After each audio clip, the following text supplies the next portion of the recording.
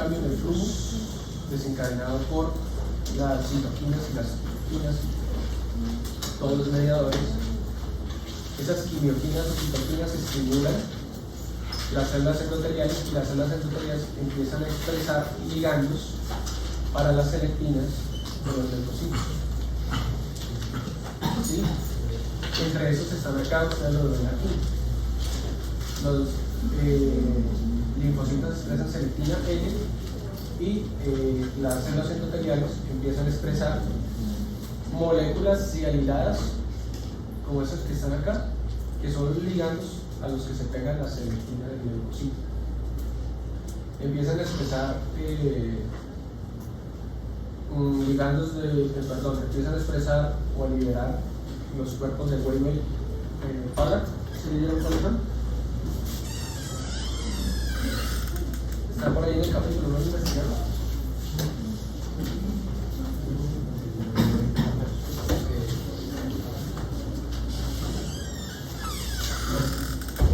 Ustedes tienen un término que no lo investigan.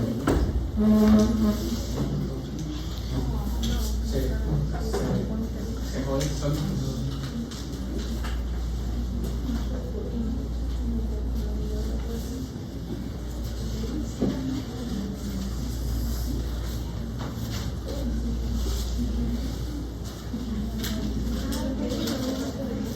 Vuelve para la derecha.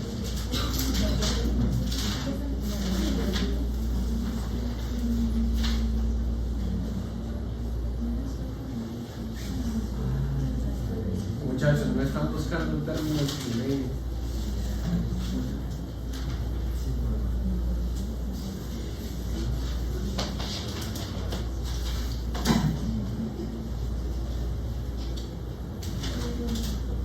Mírenlo ahí. Cuerpos de Weibel-Palak. No lo buscan. Son vesículas o gránulos que están en la célula endotelial, que cuando a ella le llegan las citoquinas, los libera. Dentro de ellos hay factor de von Willebrand y selectina P. ¿Listo? Una vez, señor, von Willebrand y selectina P. Eso es lo que compone los cuerpos del Weibel-Palak. Las uniones, yo les había comentado, no son covalentes. Repréndanse por favor este cuadrito de los ligandos de las selectinas y de las integrinas. Al mismo tiempo, mientras van haciendo eso, las citoquinas van activando las células endoteliales para que expresen ligandos para las integrinas. Y como las citoquinas pasan en sangre, los leucocitos, ustedes saben que las células pasan muchas veces por el sistema circulatorio por minuto, porque el corazón está trabajando y ellas circulan. Mientras van circulando, van estando en contacto con esas citoquinas y van cambiando. Cuando ya dan la vuelta completa, en determinado momento ya se han activado gracias a esas señales de citoquinas y expresan como tal una mayor afinidad de sus integrinas. Empiezan a rodar y finalmente terminan en una parte deteniéndose y teniendo una unión mucho más fuerte con las células endoteliales. Al mismo tiempo, pues la célula endotelial ya estaba expresando ligandos para las integrinas. Generalmente las células endoteliales expresan BECAM o ICAM, que están acá, que ustedes lo ven, hoy sí funciona más. Profe, ¿será que usted puede agrandarlo un poquito?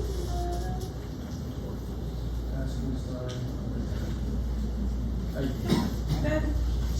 Las células endoteliales expresan ICAM, BECAM, que son como los ligandos del endotelio para unirse a las integrinas, que son heterodímeros que se expresan como tal en los leucocitos. Los leucocitos siempre tienen sus integrinas en la membrana, pero a medida que entran en contacto con citoquinas, estas tienen una conformación que permite mayor afinidad. Y entonces, las moléculas que expresan, o los tipos de integrinas que expresan los leucocitos, ustedes las ven aquí en la izquierda, la MAC, la PDA4. Finalmente terminan generando una unión estable, como ven acá, con el endotelio, y los leucocitos empiezan a romper la membrana basal de, digamos, ese vaso sanguíneo en el que está, no sin antes que las células endoteliales empiecen a, digamos, aumentar el espacio que hay entre ellas, eliminando las uniones que tienen. Entonces, las células endoteliales le ayudan un poquito al leucocito tratando de abrir este espacio, eximiendo la membrana basal que hay debajo de ellas, y el leucocito se cree que a partir de colagenasas rompe la membrana, pasa. Ahí empieza un proceso que se llama como diapredesis. Esa diapredesis, digamos, se hace gracias a que las citoquinas y las quimoquinas tienen un gradiente de concentración. Entre usted más se acerque al estímulo lesionado, mayor concentración. El leucocito va avanzando según ese gradiente de concentración. Esas citoquinas se pegan a receptores transmembranas, generalmente de los 7-TM, y que son acoplados a proteínas G. Y los leucocitos lo detectan y van ocasionando polimerización de filamentos de actina y miosina, muy parecido a los que hay en el músculo, pero en ellos lo que hacen es reorganizar el citoesqueleto para que la célula extienda pseudópodos para ir caminando hacia donde está el estímulo, o ir empujándose más bien. Cuando la célula ya llega al estímulo, pues ahí empieza ya todo el proceso que sigue de la segunda parte o la siguiente parte del capítulo como tal, que es la eliminación del estímulo nocivo. Esto es lo que ya les hablé, el sistema de quimiotaxis. Hay unas sustancias endógenas que él va a usar como para gradiente de concentración, seguir el estímulo a donde se dirige. Sustancias endógenas como por ejemplo las citoquinas, las interleuquinas, ¿sí? Las prostaglandinas, y elementos exógenos como por ejemplo dendritos celulares, membranas celulares rotas, restos de cápsulas de bacterias, etc. Entonces él va irritando eso también y se va moviendo hacia allá.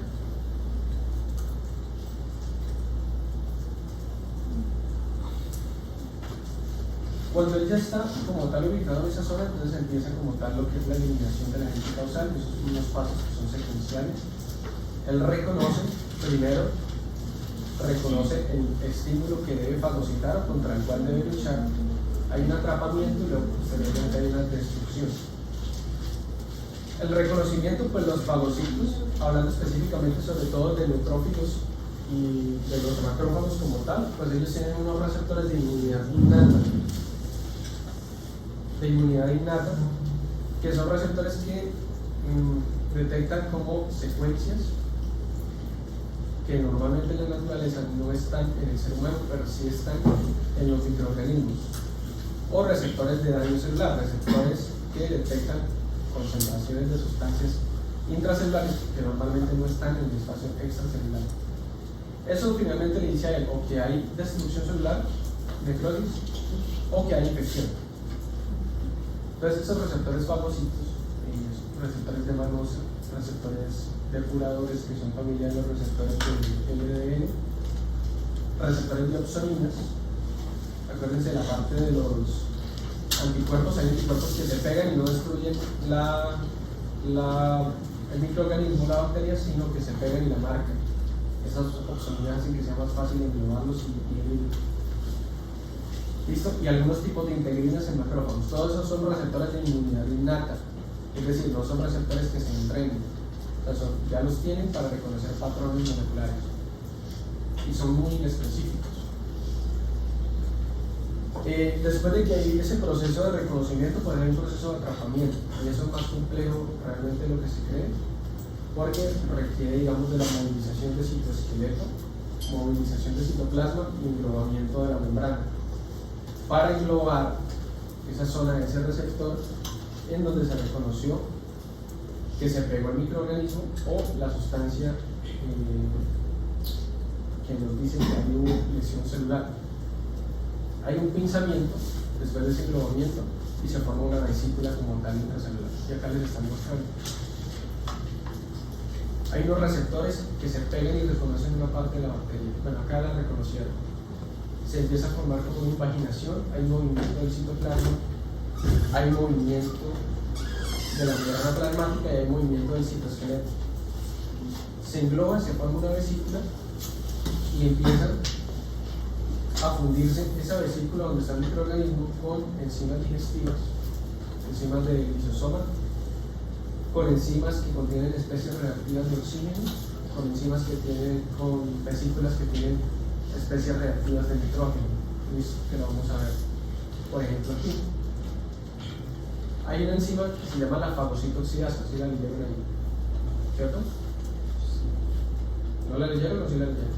Sí, está. Ella sí, fagocitoxidasa. Ella toma el NADPH, le quita un electrón y se lo pasa aquí. No leyeron el capítulo y está en breve. Al oxígeno. Para convertirlo en anión superóxido. Anión superóxido. Con ese anión superóxido ella empieza a trabajar para convertirlo en un resto de cosas. Puede unirlo en presencia de agua y después convertirse en peróxido. El peróxido como tal, digamos, es tóxico, pero es menos tóxico que otras cosas que ya tiene maquinaria que puede ser más tóxica. Entonces puede combinarse con ¿quién? Con el cloro. Hipoclorito. Puede formar hipoclorito. La unión de la actividad enzimática de la fagocitoxidasa que me produce anión superóxido y la mieloperoxidasa, que es la que me va a producir la parte del cloro, es la que me va a permitir esas dos cosas, unir esas funciones y producir ¿qué es lo que se produce ahí? Solo digo Hipoclorito. que es muy similar al que se utiliza en la parte doméstica. ¿Sí? Eso está dentro de esas enzimas, dentro de esas vesículas que yo le voy a liberar a lo que yo acabo de fagocitar. Por lo tanto, estas cosas se tienen que hacer dentro de una vesícula. Si se hicieran libremente en el citosol, se producen demasiados radicales libres que pueden lesionar las moléculas que están contiguas. Entonces, eso generalmente se produce dentro de la vesícula y se va a liberar en el fagosoma. La vesícula que se forma cuando yo englobo el microorganismo es el fagosoma. Y las vesículas que traen enzimas digestivas, especies reactivas de oxígeno, etc., son los lisosomas. Cuando se unen esas dos se llama fagolisosoma. Es la unión de la vesícula que tenía el microorganismo con todo lo demás que yo le estoy botando para matar ese microorganismo. ¿Listo? Hay otra manera que es la hidróxido nítrico sintasa inducible. ¿No vieron esa? Esa hay aproximadamente, sí, 3 diferentes, si mal no recuerdo, hay 3. Creo que ahorita de las cosas está leyendo que hay descubierto otra. Para esta es la de los leucocitos, la de interés. La otra está en la parte endotelial que vamos a ver, no sé si en el siguiente, cuando vemos la parte de vascular, porque las células endoteliales normalmente están produciendo óxido nítrico para mantener cierta vasodilatación, ¿no? Normalmente. Pero en los leucocitos esta sintasa de óxido nítrico inducible se induce, valga la redundancia, porque las citoquinas, ¿sí?, los elementos del exterior, las mismas señales moleculares de bacterias, le dan una señal al leucocito de que tiene que empezar a producir especies reactivas de nitrógeno para destruir ese estímulo lesivo. Por lo tanto, es inducible.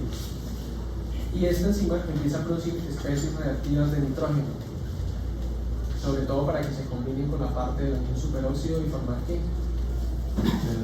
Peroxinitrito. O sea, yo con el anión superóxido puedo combinarlo de diferentes maneras, formar peróxido de hidrógeno, cloro, ¿sí?, el hipoclorito como tal, anión superóxido, nitrógeno, especies reactivas de nitrógeno, peroxinitrito. Igual es extremadamente tóxico, daña los componentes de la célula bacteriana exterior que se está fagocitando, destruye los componentes moleculares pero entonces ¿qué sucede? Se han visto, no es frecuente encontrable, pero se han visto enfermedades que comprometen tanto la una como la otra, la óxido nítrico sintasa inducible, o pueden comprometer la parte de la fagocitooxidasa o la mieloperoxidasa. De cualquier manera, y ustedes lo leyeron ahí está, si lo leen, no estoy diciendo mentiras. Si una persona tuviera una deficiencia de una o de la otra, su sistema inmunitario innato todavía tiene alguna posibilidad, otro mecanismo de combatir las infecciones. Pero si tiene deficiencia de las dos, la persona va prácticamente a invadirse de mecanismos de microorganismos oportunistas y no tiene cómo defenderse. Entonces, lo que les quieren decir ahí es que ellos tienen diferentes maneras de generar radicales libres y enzimas para defenderse. Si por genética, porque ciertamente se les faltara alguno de esos mecanismos, la afectación sería parcial y a veces casi ni mortal, pero si fuera de las dos, sería prácticamente mortal. ¿Listo? Eso es lo que ya les expliqué. Bueno, ellos pueden, esas especies reactivas de oxígeno, liberárselas al fagosoma para destruir al microorganismo, o pueden también que la vesícula llegue al exterior y ellos eliminar todas esas enzimas digestivas y especies reactivas de oxígeno hacia el tejido. Por lo tanto, empezaría a lesionar todo lo que está ahí, tanto células sanas como microorganismos, como todo lo que está ahí. Entonces los tejidos normalmente tienen moléculas que son antioxidantes, ustedes la vieron ahí, la superoxidomutasa, la catalasa, etcétera, que tratan de inactivar un poquito estas especies reactivas de oxígeno y de nitrógeno que se lanzan al exterior e incluso a las enzimas digestivas para limitar un poco ese daño. Porque si no existieran, todas estas especies reactivas y enzimas empiezan a comerse literalmente los tejidos que están tanto la zona del combate, de la infección o de la muerte, como los tejidos sanos subpresentes. Por eso es que investigan un poquito en la parte de inmunidad, de inflamación crónica.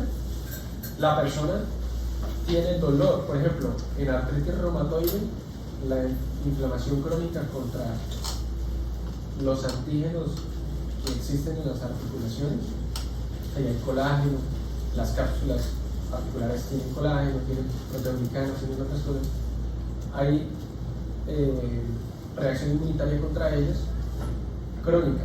Entonces los macrófagos, que son los que predominan ya en esa zona, liberan constantemente esas especies reactivas en las articulaciones y eso causa lesión y el paciente siente dolor porque literalmente se están destruyendo y se están desintegrando esa zona que están atacando, tanto que yo les traje la imagen que produce esto, que es la deformidad articular.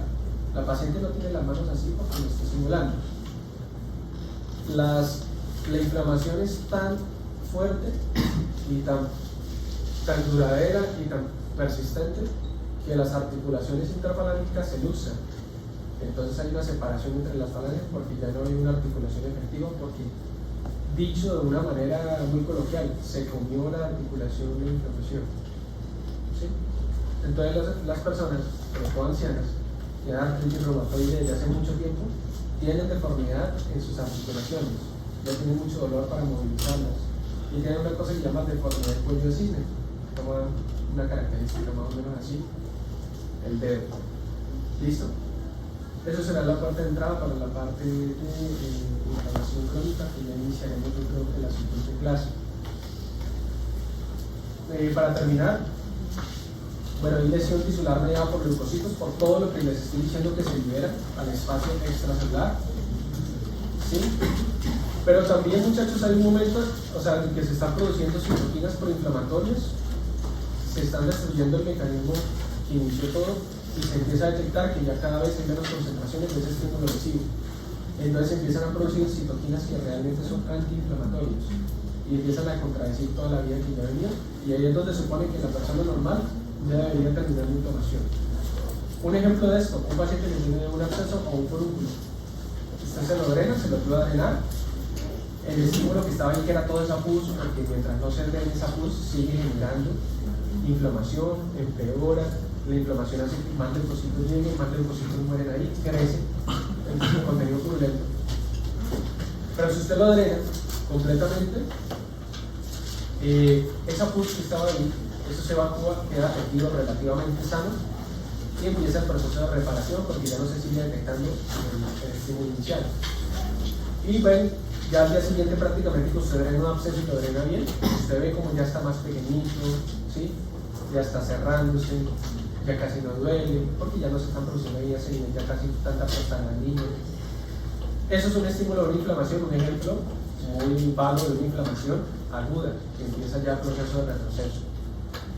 Hay otras que no les va tan bien y se genera una inflamación crónica, sobre todo cuando, por ejemplo, en el caso de un absceso, esos pacientes que les da miedo que no, eso va a doler, doctor, yo no me lo voy a drenar, deme solamente antibiótico, y se quedan 1 mes, 2 meses tomando antibiótico, pero si usted no drena ese curso es muy difícil, y se queda, eso ya es una inflamación crónica porque persiste.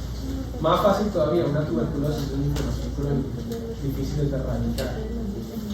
Parásitos como por ejemplo la filaria, es muy difícil de erradicar, ¿sí? Además que daña los vasos linfáticos, lo vemos en el capítulo que sigue. Infinidad de reacciones de autoinmunidad generan inflamación crónica. Entonces ahí en ese momento debería haber parado la inflamación, pero como el estímulo persiste, o es muy difícil de erradicar, o las células luchan contra el mismo cuerpo, pues ya pasa a ser una inflamación crónica totalmente patológica. ¿Listo? Nos vemos mañana. Miércoles.